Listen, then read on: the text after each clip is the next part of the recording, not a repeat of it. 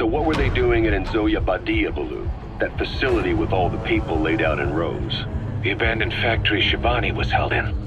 It is precisely as you guessed. Black Anna was coding languages into the vocal cord parasites.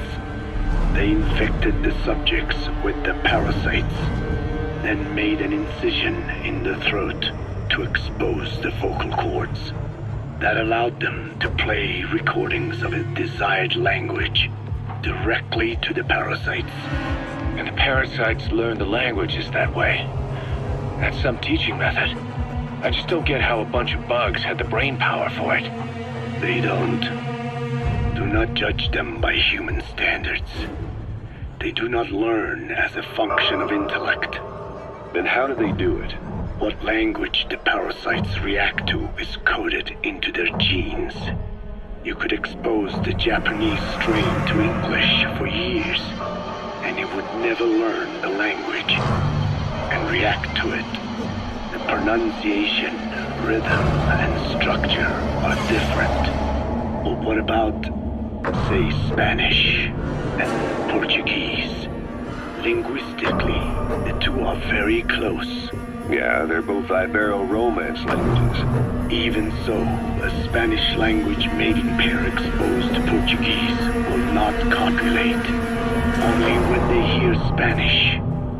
Only then. And the majority of their offspring will be the same. So it's a literal case of a mother tongue. But if that's so, I don't see how the different strains could be created in the first place.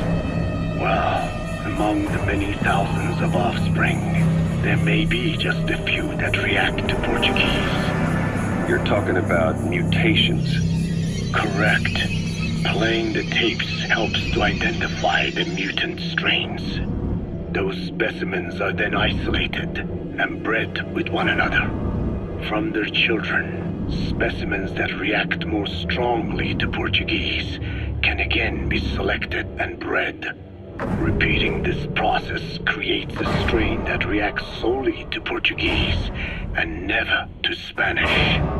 Mutation and selection. No different to breeding roses. So you kept increasing the change over the generations, adapting them to languages from all over the world. Must have taken a hell of a lot of patience. More like patience. Just how many died for this? There's something I still don't get.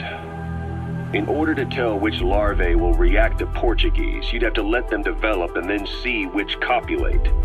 That means you'd need tens of thousands of guinea pigs. There's no way you could do that in a facility that small. For normal selective breeding methods, you would be right. But there is a more effective selection method when training the vocal cord parasites. Go on. It is not only when mating that the parasites listen for language. Shortly before hatching, larvae display markedly increased activity in reaction to particular language. The active eggs can be identified under a black light. So the eggs that react to Portuguese are selectively placed in the throats of subjects. So you see, narrowing down strains that react to the target language is an effective process. Though I'm sure that even so, many lost their lives to create the various strains. Taken against their will into that dungeon. There are two reasons for playing the tapes for the parasites. One, to isolate the eggs that respond to the target language. And two, to cause the specimens raised from the selected eggs to mate. I get how the system works. But why do they respond to language before they even hatch? It's not like they can mate from inside an egg. It is because the larvae learn the language before hatching.